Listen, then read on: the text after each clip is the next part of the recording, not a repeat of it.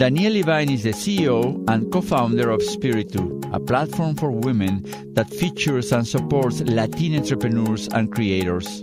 Danielle tells us about how she was inspired to launch this platform after talking to many Latinas and being mesmerized by the amazing entrepreneurial spirit of many of them and the lack of venues to showcase their products. You know, when we say we are women supporting women, we really are. So women who want to start businesses or launch brands and products, we want to provide that capital and that platform for them to do that. And I truly believe that if you really stand behind a mission and an emotion, then it translates to your audience. That's something that you can't pay for. It seems that My Spiritú is much more than a subscription-based operation or a traditional online store. Let's talk to Danielle and find out Como Lo Hizo.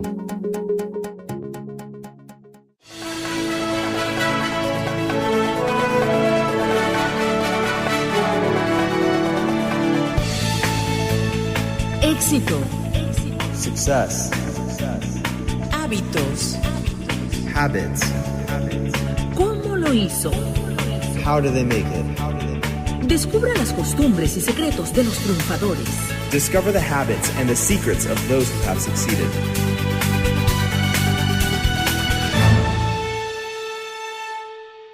Hi, Danielle. Thank you so much for being with us in Como Lo Hizo. I'm so excited to be here.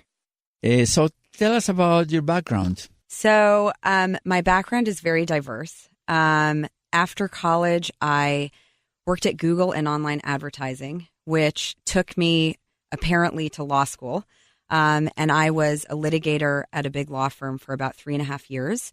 And I wanted to do something different, more creative, learn about business. So the past 3.5 years before I left to start Spiritú, I was at a big lifestyle subscription box company. So I was doing media and e-commerce and partnerships. And I think that all of the different things that I've done have set me up well to kind of put all of those together and apparently start a company and be an entrepreneur and a CEO. That's amazing. Eh? Sometimes you don't know why life is presenting you with such or different opportunities. And at the end, you find out, oh, my God, this is why I was doing such and such, correct? Exactly. If you had asked or told me a year ago that a year from now I would be a CEO of a company, I wouldn't have believed you. Everything just kind of unfolded.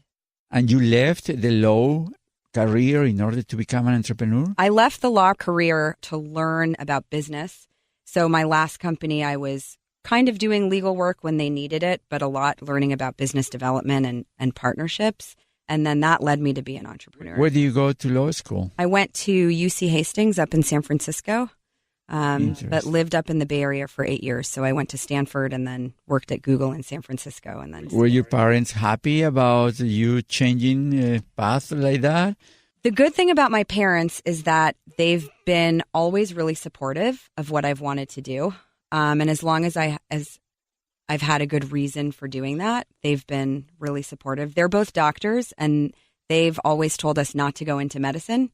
So that was very easy. And I'm lucky. Amazing. Now, how do you get to this concept? You said Spiritú? Yes. Which is Espíritu in Spanish, and Spiritú, that's the name of your company. Exactly. Tell me about how do you get to this concept? So I think at the heart of Spiritú is that we really wanted to create a meaningful opportunity and a unique platform for the Latina audience that helped bridge a lot of the gaps that we were seeing. So gaps in how corporate America connects with this really diverse and rich audience and powerful consumer in the United States, gaps in access that women and entrepreneurs have to capital and to access to, production. So with all of that, we wanted to create a really omni-channel platform to help close those gaps and solve for those needs. So Spiritú is a platform for women that supports and features Latina entrepreneurs and creators. And we do that in a couple ways around our platform. So first, we have a subscription box, and that helps big brands connect meaningfully to the audience and to the consumer. And it also features the Latina entrepreneurs and creators that we are helping to support. So it's a really beautifully curated mix and balance between those two things. And I can announce today that one of the ways that we are committed to giving back to the community is that through our winter box, which is the first box that starts shipping next month, we're actually going to be sharing the profits for every box sold with the entrepreneur and creator who were part of the box story, and by giving back to the community and the young people who are looking to become entrepreneurs through kind of giving back to an organization. Okay, so rewind a little bit. Sure. So this is a subscription-based website, correct? Yeah, so I think one of the big elements is the subscription box. I think that the main features of Spiritú as a platform are the subscription box, the e-commerce platform, and the content.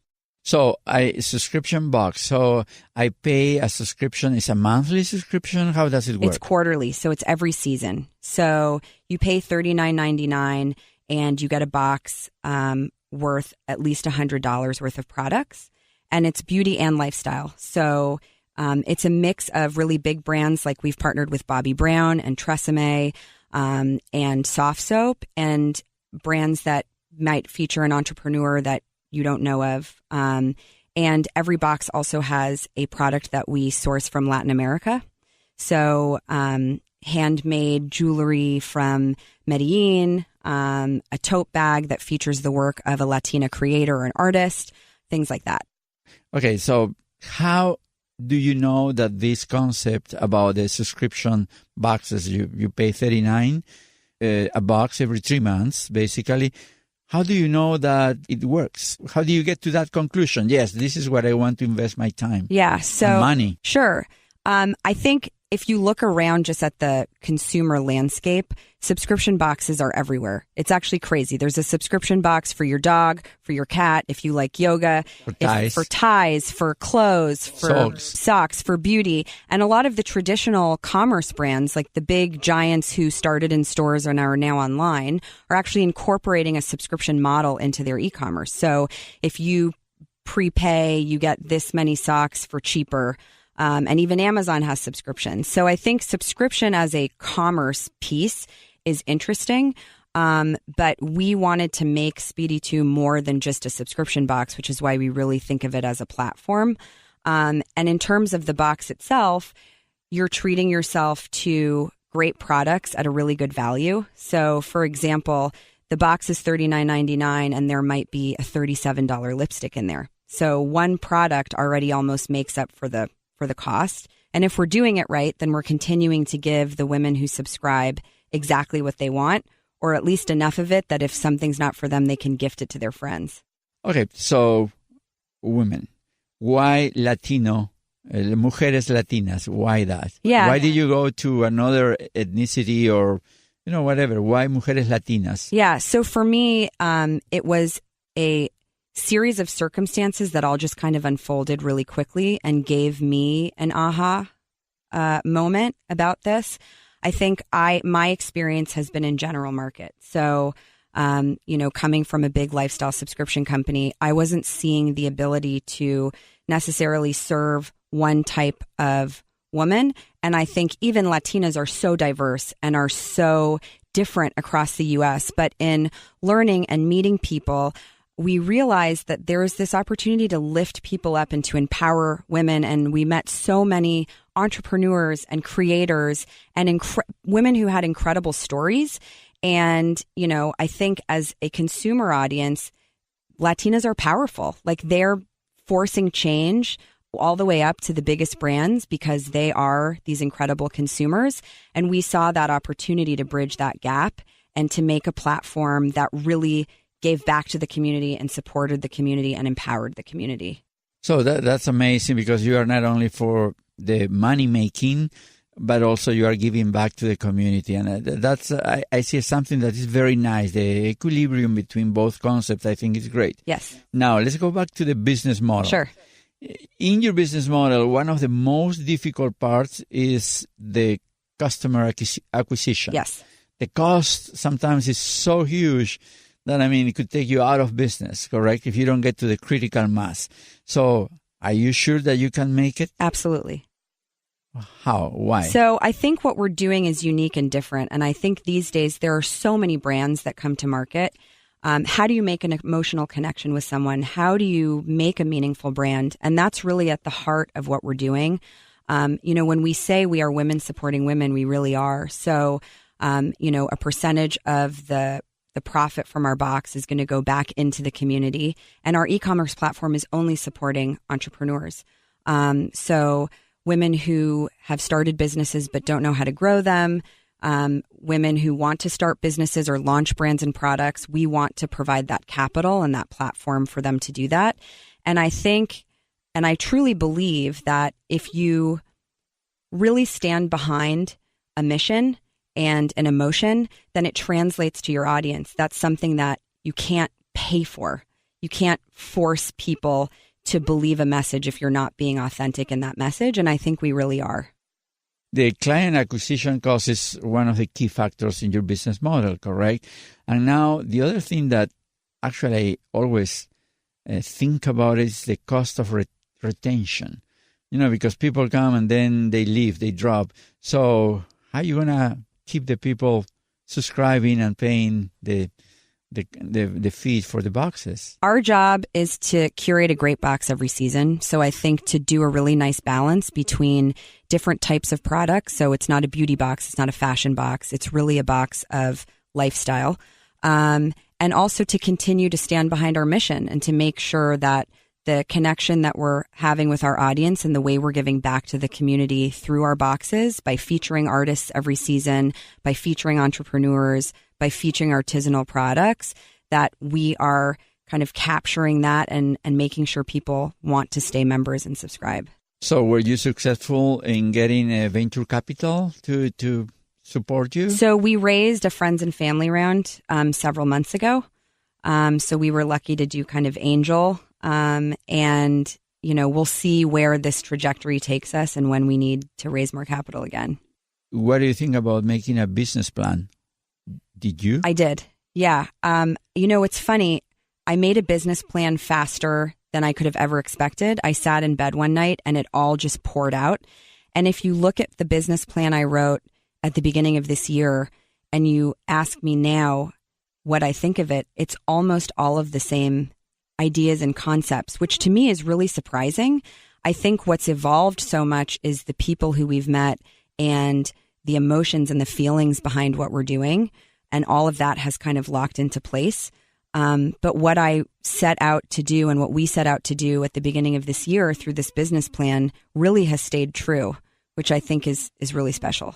So because there are two theories. One is that you don't need a business plan, and the other is, yes, you need a business plan. In the midterm, it will be the lean startup that you need just a business plan, 2 pages, not too rigid, that you can adapt and, pivot and, talk about the product and the market and don't spend too much money because at the end, nobody knows what the market is looking or needing, correct? So what would you say to young entrepreneurs that are trying to launch a business, are in the process of the conceiving, thinking about the idea? How important for you is to have a business plan and how detailed should it be? So I think my situation is unique because number one, I have a mentor who's been an entrepreneur his whole career. So for the last 40 years, and he has launched businesses and acquired companies and has actually done a lot in the U.S. Hispanic space in the past decade. So he believes very strongly in having a business plan to get behind a belief and to see it fleshed out. And that's been his specific experience. My COO and co-founder is also my sister, and she went to business school. So for her, she's trained to do a business plan. I think mentorship and having perspective is really important. I don't think that you can't start a business if you don't have a 10-page business plan. But I think it's important for an entrepreneur, just for yourself, to write it out and force yourself to put pen to paper about what it is that you want to do. And I think that you find clarity in that when you don't realize you might need it. So actually it's very wise what you're saying, because sometimes, because we ask for money to friends and family, we just go and try of bullying, you have to give me the money. And I love you. How am I going to do this to you? Trust me. But that's unfair to a certain degree, because if